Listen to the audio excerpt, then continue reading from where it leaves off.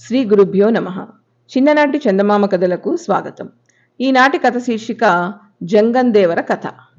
అనగనగా ఒక ఊరు. ఆ ఊళ్ళో ఒక బీద జంగందేవరు ఉండేవాడు.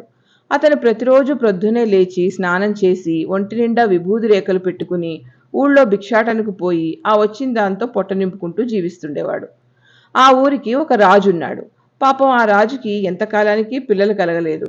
చివరికి ఎన్నో పూజలు పురస్కారాలు చేయగా చేయగా అతనికి ఓ కొడుకు పుట్టాడు. రాజు సంతోషానికి అంతులేదు. పెద్ద విందు ఏర్పాటు చేశాడు ఆ ఊళ్ళో. ఆ విందుకి అందరినీ పిలిచాడు. విందు పూర్తయింది. రాజుగారికి ఒక పెద్ద తోట కూడా ఉంది. అందులో రకరకాల పళ్ళ చెట్లు, రకరకాల పిట్టలు ఉన్నాయి. విందుకు వచ్చిన వారితో రాజు, నా తోటలో మీకు ఎవరెవరికి ఏది కావలిస్తే అది పట్టుకుపోండి అన్నాడు. ఇంకేం, ఒకరు ఒక మామిడి చెట్టుకున్న కాయలన్నీ రాల్చుకున్నారు. మరొకరు ఒక సపోటా చెట్టుని ఉన్న కాయలన్నీ కోసుకున్నారు. ఇలా అందరూ ఎవరికి కావాల్సింది వాళ్ళు తీసుకుపోయారు.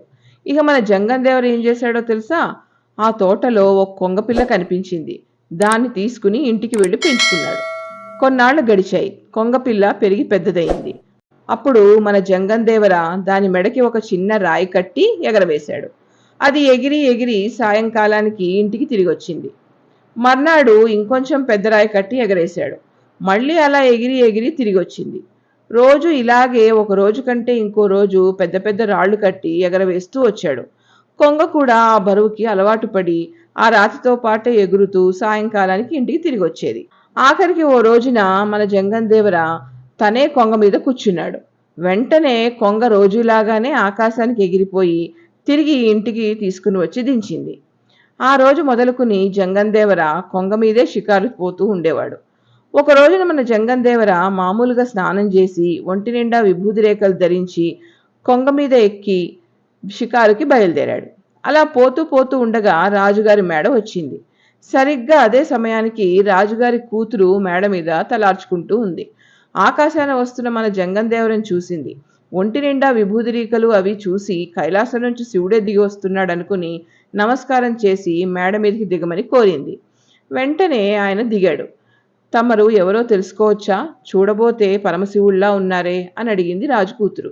అవును, నేను పరమశివుణ్ణే, భూలోకంలో సంచారం చేద్దామని కైలాసం నుంచి వస్తున్నాను అని బొంకాడు మన జంగందేవర.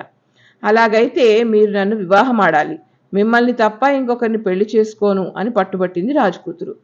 సరే అలాగే, మళ్ళీ రేపు ఈ వేళకొస్తాను. ఈలోగా నీ తల్లిదండ్రులతో చెప్పి సిద్ధంగా ఈ మేడ మీదే ఉండు.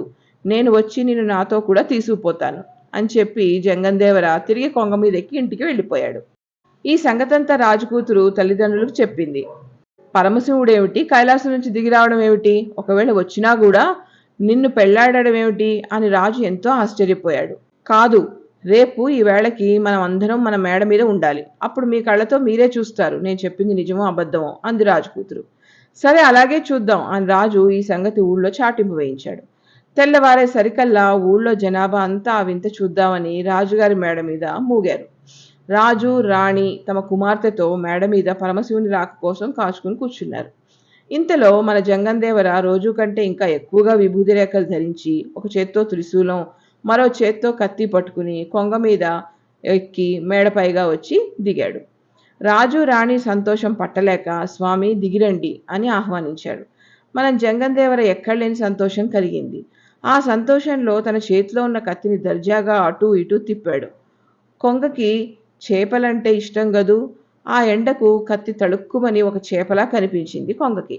దాన్ని పట్టుకుందామని కొంగ గబుక్కున మెడ ముందుకు జాపింది. ఇంకేముంది, పదునైన ఆ కత్తి తగలగానే కొంగ మెడ కాస్త తెగిపోయింది. దాంతో మన టక్కరి జంగందేవర హరహరా అంటూ మేడ మీదకి పడి ప్రాణాలు విడిచాడు. వచ్చిన వాళ్ళంతా జంగందేవర చేసిన మోసం గ్రహించి మోసానికి తగిన శాస్తి జరిగిందనుకుంటూ ఎవరిళ్లకు వాళ్ళు వెళ్ళిపోయారు. ఇంతటితో ఈ కథ కంచికి, మనం ఇంటికి.